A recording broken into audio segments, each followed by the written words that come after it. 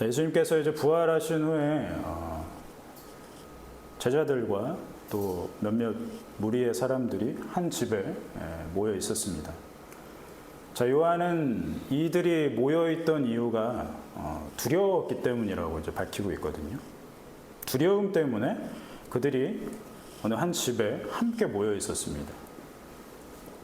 자, 제자들과 또 모여 있던 사람들은 뭐가 두려웠던 걸까요? 자, 그곳에 함께 모여서 있었던 이유는 그들이 유대인들에게 붙잡힐까봐 두려웠기 때문에 그들이 함께 모여 있었습니다. 뭔가 모여 있으면은 뭔가 두려움이 좀 사라지는 그런 효과가 있으니까 그렇겠죠. 자, 당시에 이제 유대 사회를 어지럽혔던 무리의 수장인 자칭 하나님의 아들 예수, 그들은 그렇게 부르죠. 자칭 하나님의 아들 예수가 로마의 형벌인 이 십자가형을 받고 죽었습니다.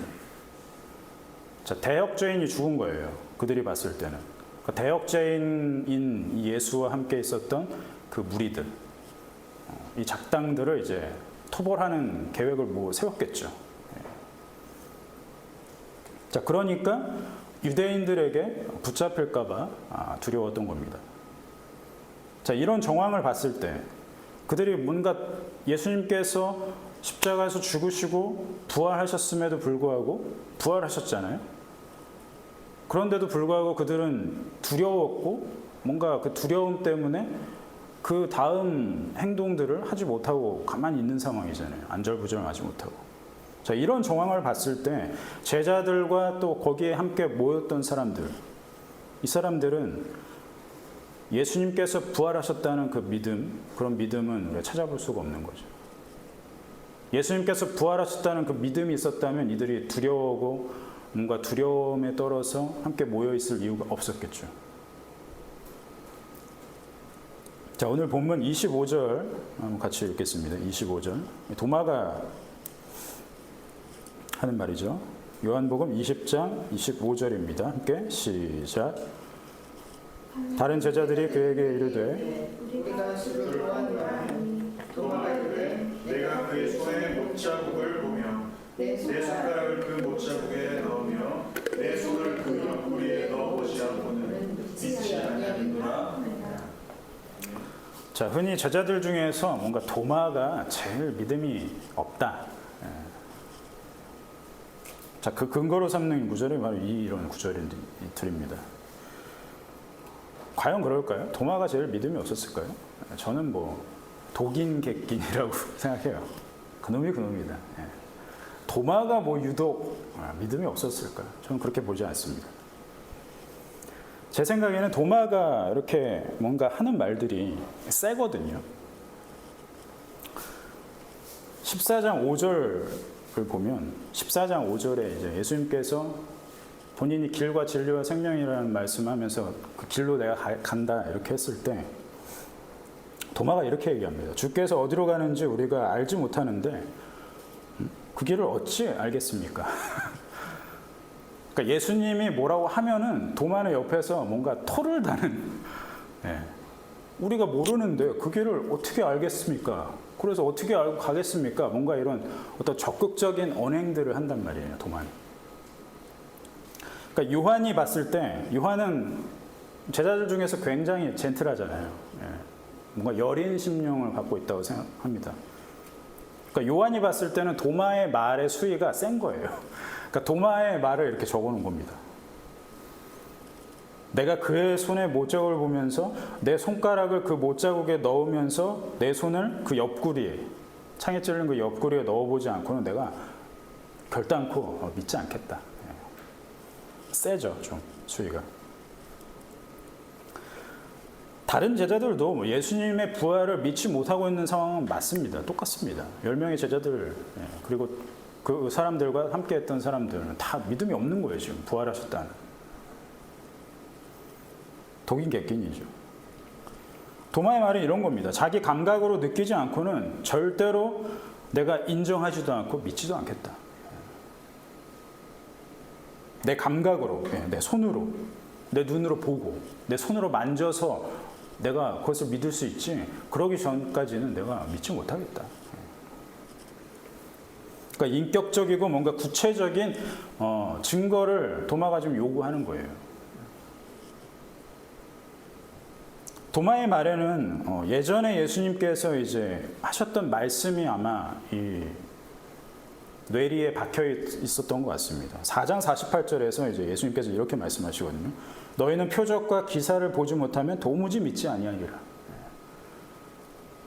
예수님께서 이제 막 활동을 이제 하실 때, 공생애를 시작하실 때 기적을 일으키시잖아요. 물이 포도주가 되게 하고 병든 자를 낫게 하고 이런 사역들을 할 때 이런 사람들을 향해서 이렇게 말씀하시는 거예요. 너희는 표적과 기사를 보지 못하면 도무지 믿지 않을 그런 종자들이다. 이렇게까지 얘기하시는 거거든요.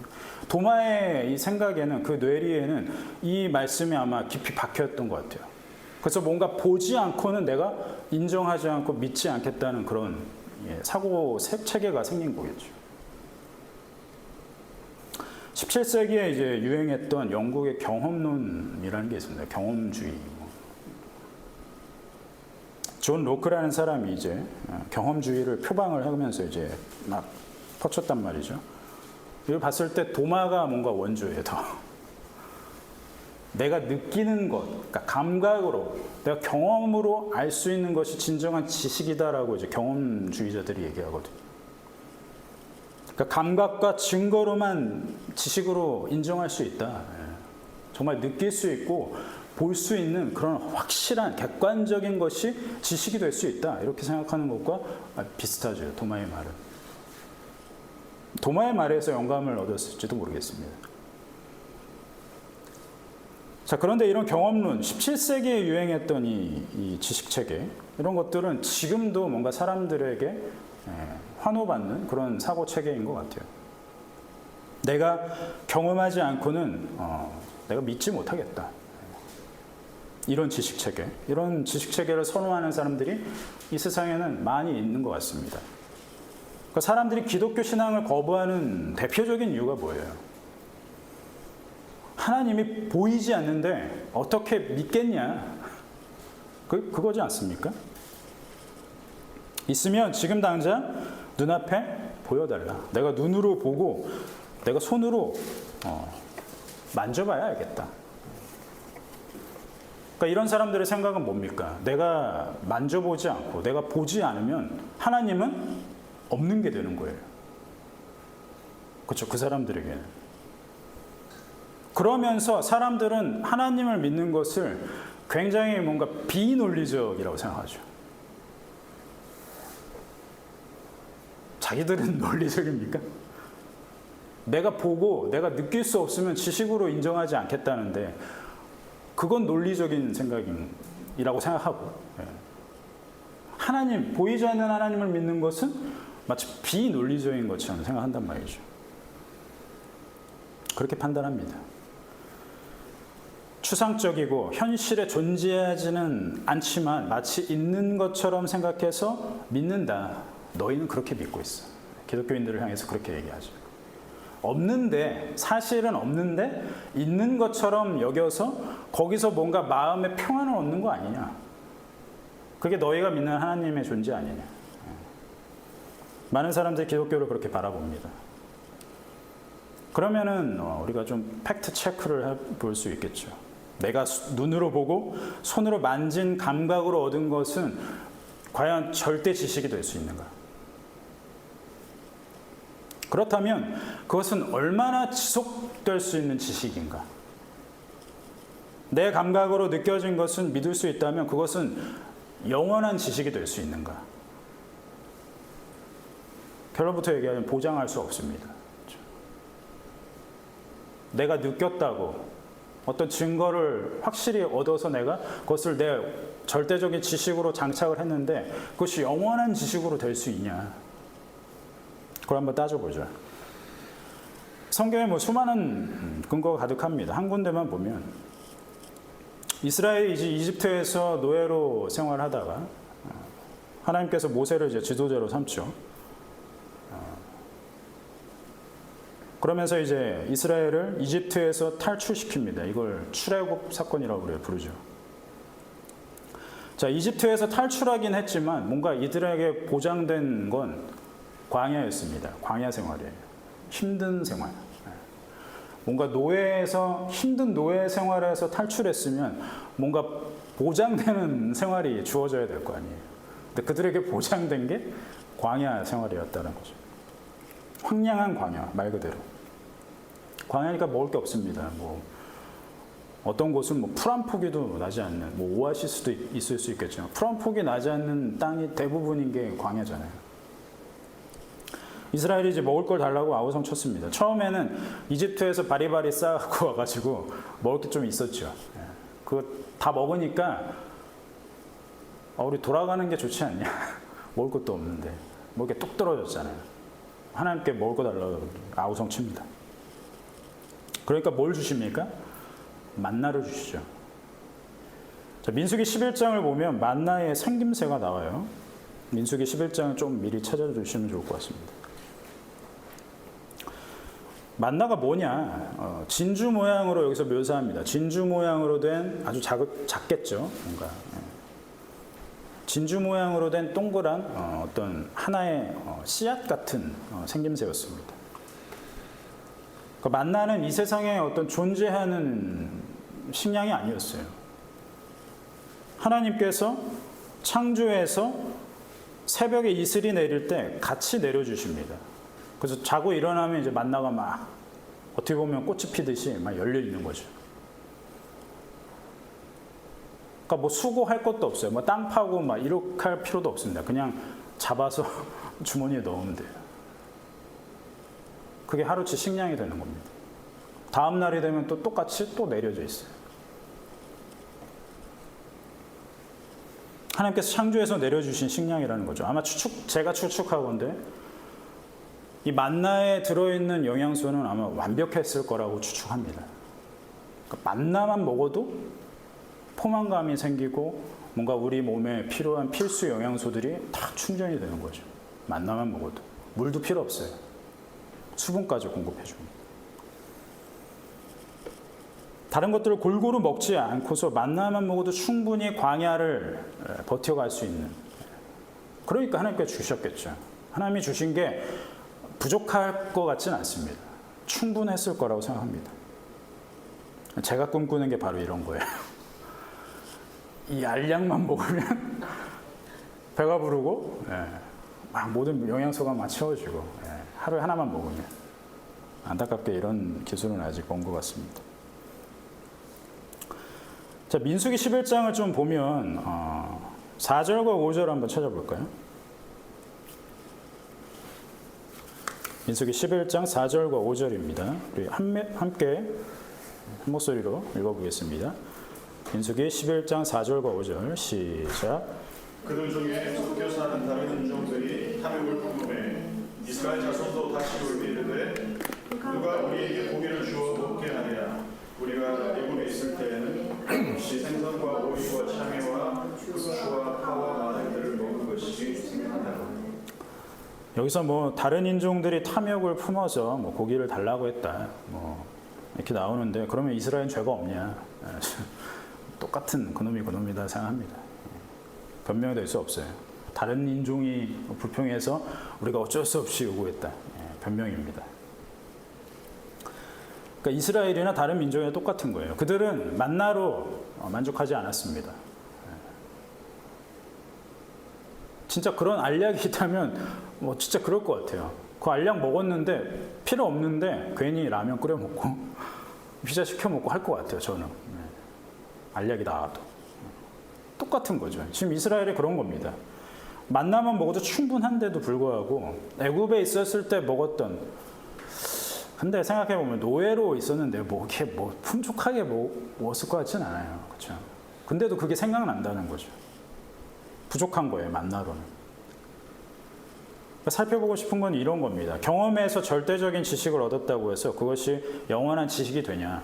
만나를 내려주셨는데 그것만 먹어도 우리 충분하고, 그것을 내려준 사실 자체가 신비한 일이고, 이 기적을 우리가 겪었는데 이스라엘에게는 하나님이 함께 하신다는 어떤 증거들이 가득한데 그게 절대적인 지식 그리고 영원한 지식이 됐냐? 그렇지 않다라는 거예요. 그 지식은 온데간데 없이 사라지고 애굽에서 먹었던 그 그 먹었던 것들이 생각나는 거예요. 그 인간은 그런 존재인 겁니다. 처음에 만났을 때는 어땠을까요? 기뻤겠죠. 이게 무슨 신기한 일이야. 하나만 먹어도 충분하네. 배가 부르네. 몸에 힘이 생기네. 광야를 걸어갈 수 있는 힘이 생기네. 세상을 다 얻을 듯한 그런 기쁨, 오래가지 않았습니다. 그러니까 이스라엘이 광야에서 이 세상에서 경험할 수 없는 그런 기적을 경험했잖아요. 우리가 이적이라고 부르는 것, 기적이라고 부르는 것들을 그들을 경험을 했습니다. 낮에는 엄청난 크기의 구름으로 광야를 행군하는 그 이스라엘을 다 덮어주셔서 햇빛으로부터, 그 뜨거운 태양으로부터 지켜주셨단 말이에요. 40도, 50도까지만 올라가잖아요. 밤에는 충분한 옷을 입었겠습니까? 아마 추위가 낮과는 완전 상반된 기온을 보이잖아요. 그 가운데에서 아마 그 추위가 버티기 힘들었을 것 같습니다. 실제로 신해산 이렇게 등정해 보는 사람들 이야기를 보면 밤에는 실제로 좀 쌀쌀하다고 해요. 그런 기온 차이가 있는 가운데에서 어떻게 하십니까? 밤에는 불기둥으로 그들을 따뜻하게 보호하시잖아요. 더 신기한 건 저는 이런 겁니다. 그들이 입은 옷이 충분했겠습니까? 그들이 신은 신발. 놀랍게도 하나님께서는 그들의 입은 옷, 신발이 닳지도 않았다고 말씀하시거든요. 8장 4절. 신명기 8장 4절을 보면 이 40년 동안 내 의복이 헤어지지 아니하였고 네 발이 부르트지 아니하였느니라. 이게 놀라운 일이죠. 그렇죠? 의복이 닳지를 않아요. 40년 동안. 이런 옷이 지금 있다면 신발이 헤어지지도 않아요. 더 놀라운 건 발이 부르트지도 않습니다. 저희 군대에서 행군이란 걸 했는데 진짜 조금만 걸어도 물집이 잡히고 막 그러고요. 그거 부르트는 거잖아요. 40년 동안 걸었는데 그 발이 멀쩡하다는 거예요. 다리 다치는 사람도 없고. 광야 생활을 해서 병나는 사람이 없는 거예요. 놀라운 일이죠. 목마르다고 하면 반석 쳐서 물 주십니다. 사실 만나에 다 들어있긴 하지만 물을 달라고 하니까 물을 주시는 거예요. 마치 어린아이를 얼려듯이. 이런 갖가지 초자연적인 일을 경험했어요. 그러면은 그들 안에 놀라운 하나님에 대한 믿음이 생겨야 될 거 아니에요. 그들 안에 있는 건 반대로 불신앙이죠. 그들은 하나님을 신뢰하지 않습니다. 계속해서 그래서 원망하죠. 우리 다시 돌려보내주세요. 우리 여기서 죽일 겁니까? 눈으로 봤습니다. 손으로 만졌죠. 입에 넣어서 먹었죠. 불 쬐겠죠. 구름에 가려진 태양을 보면서 걸었겠죠. 그들이 경험한 지식이었어요, 이거는. 그러나 오래가지 않았습니다. 만약에 지금 예수님께서 이 땅에 다시 오셔가지고 자신이 십자가에 못 박혔던 자국을 보여주시고 만져보라고 했을 때 사람들은 어떻게 반응할까요? 야, 만져봐. 한번 봐봐. 진짜지? 믿을래? 100번 양보해서 사람들이 믿을 수 있다고 쳐요. 그럼 그 믿음이 얼마나 갈까요? 오래 갈까요? 직접 봤잖아요. 만졌잖아요. 경험했잖아요. 그럼 믿어야죠. 그러나 영원하지 않을 겁니다. 그러니까 이스라엘 통해서 보여주신 것들이 그런 거잖아요. 경험에서 얻은 지식, 그 지식으로 살 수 있는 존재였다면 우리는, 그러니까 이스라엘은 결코 실패를 맛봐서도 안 되고 우리도 실패를 맛봐서는 안 돼요.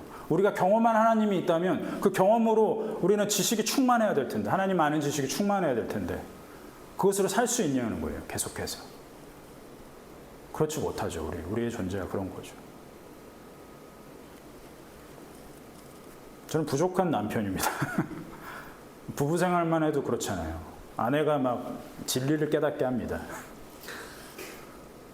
그러면은 이제 그걸 한번 딱 듣고 캐치를 해서 다음에는 그 실수가 없어야 되는데 똑같이 하잖아요. 똑같이 실수하잖아요.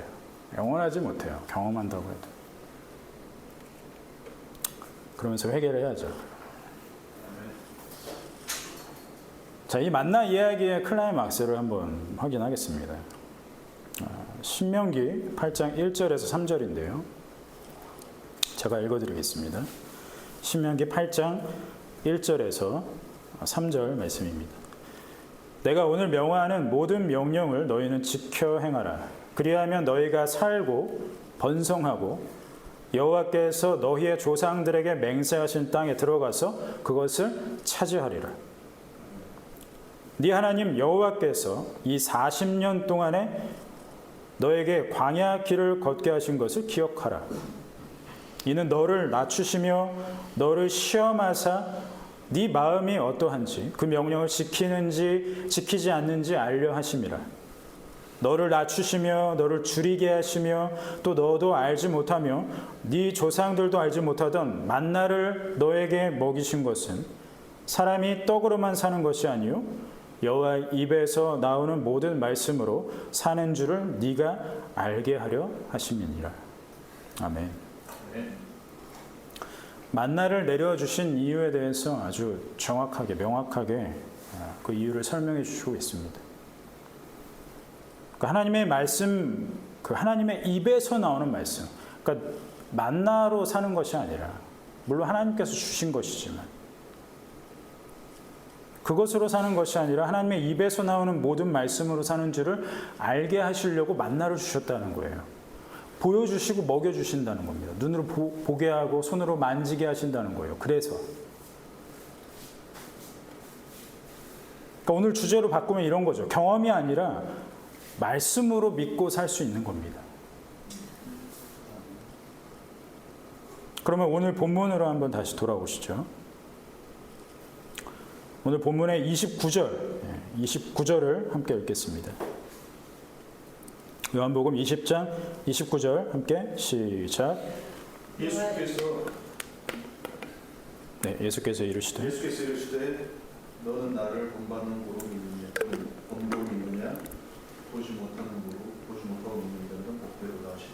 함께 다시 한번 읽을까요? 예수께서 이르시되 너는 나를 본고로 믿느냐 보지 못하고 믿는 자들은 복되도다 하시니라. 아멘. 자, 뭔가 고집불통 같은 도마가 이제 예수님을 마주하죠. 예수님께서는 이전에 이제 도마가 앞에서 말한 것을 알고 계셨습니다. 그 자리에 없으셨지만, 내가 손에 있는 못자국, 옆구리에 있는 상처 내가 만져보지 않으면 믿지 않겠다 했던 도마의 이야기를 알고 계셨어요. 그래서 어떻게 하십니까? 못자국 난 손, 창에 찔린 옆구리를 만져보라고 말씀하시죠. 도마가 만져봤을까요? 도마가 만졌다면 만졌다고 기록이 있을 것 같아요. 근데 그런 기록은 없습니다. 아마 도마는 그러지 않았던 것 같아요. 도마는 예수님이 자기 앞에 마주하게 되자 그 즉시로 믿었습니다. 예수님의 부활을. 어떻게 알 수 있어요? 도마가 신앙 고백을 하죠. 나의 주님이시요 나의 하나님이시니이다. 내 앞에 계신 예수님은 부활하신 예수님이고 그분이 나의 주님이시고 그분이 하나님이시더라고 신앙 고백을 하게 됩니다. 많은 사람들이 예수님의 부활을 믿지 않는 이유는 자신의 감각으로 느끼지 못하기 때문이라고 얘기합니다. 당장 눈앞에 보이지 않기 때문에 못 믿겠다. 이렇게 말을 하죠. 초자연적인 일을 마음대로 하실 수 있는 분이 하나님이세요. 하나님이 마음만 먹으면 다시 예수님께서 이 땅에 오셔서 자신의 육체를 충분히 보이실 수 있습니다. 충분히 그렇게 하실 수 있죠. 그렇게 해서 사람들을 믿게 만들 수도 있겠죠. 그러나 그렇게 하지 않습니다. 왜요? 보지 못하고 믿는 것이 복되다라고 말씀하시거든요. 보여줘야만 믿냐? 그러나 우리가 앞에서 살펴본 것처럼 보고도 그 믿는다는 마음은 영원하지 않습니다. 본다 한들 그 지식이 영원할 거냐? 보장할 수 없다는 거죠. 하나님의 입으로 나오는 말씀으로만 하나님을 믿도록 하시는 것이 예수님의 궁극적인 목적이에요. 말씀으로만 하나님을 믿을 수 있는 것, 그것을 믿음으로 여기신다는 겁니다. 그러니까 믿음으로 산다는 것, 매일 내려주시는 만나로 사는 것이 아니라 예수님의 못자국을 손으로 만져서 경험해서 사는 것이 아니라 오직 하나님의 입으로부터 나오는 말씀을 들어서 믿는 것이죠. 그것을 통해서 우리 안에 영원한 지식이 되는 것이 바로 하나님을 아는 지식입니다. 예수님께서 말씀하셨어요. 보지 못하고 믿는 것이 복되다. 이것은 뭐냐면 하나님께서 보지 못하고 믿는 그 마음을 인정해 주신다는 뜻이에요. 보지 못하고 믿으면 너희가 행복할 거야. 단순히 이런 말씀이 아니라 너희가 보지 못하고 믿게 된다면 그 마음을 내가 인정하겠다. 그래서 도장을 꽝 찍겠다. 이 말씀입니다.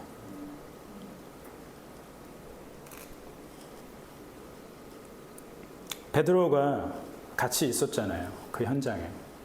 그래서 베드로 전서 1장 8절과 9절을 보면 베드로가 이렇게 복음을 전합니다. 베드로 전서 1장 8절과 9절 말씀 제가 읽겠습니다. 예수를 너희가 보지 못하였으나 사랑하는도다.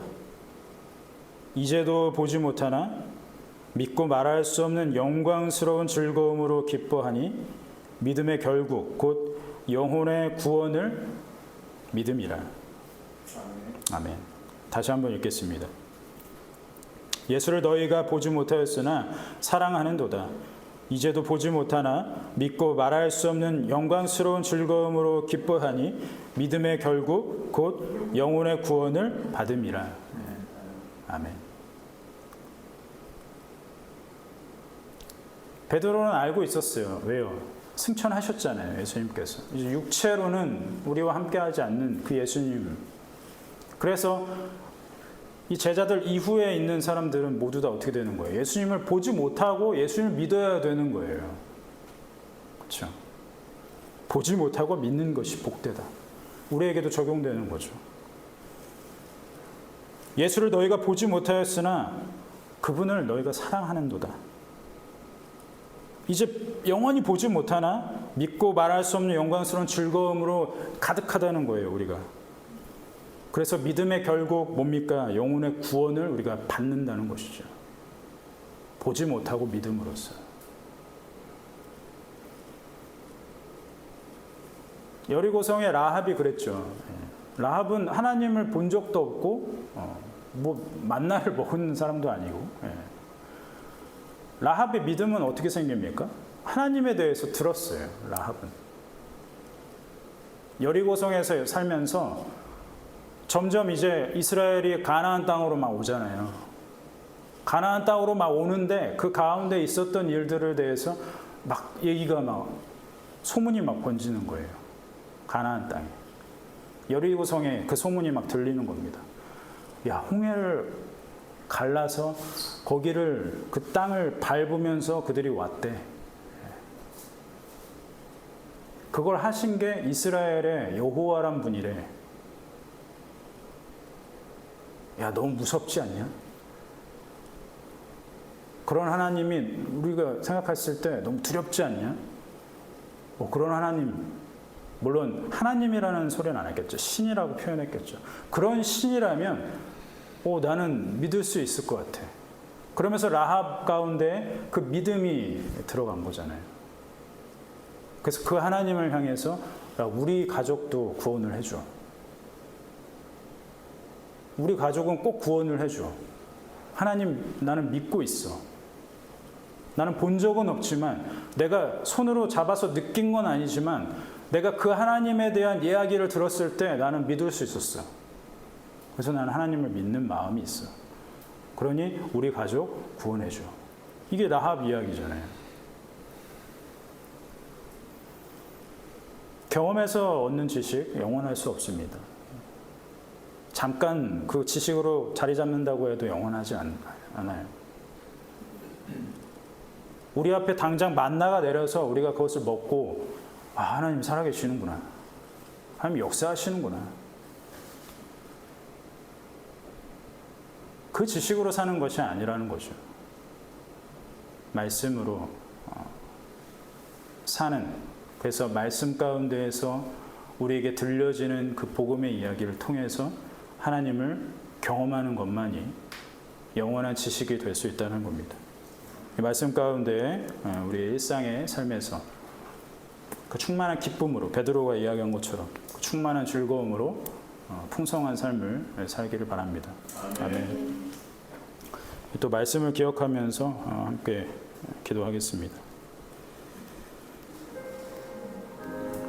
잠시 묵상하시면서 말씀을 천천히 다시 떠올리시면서 기도했으면 좋겠습니다. 기도하겠습니다.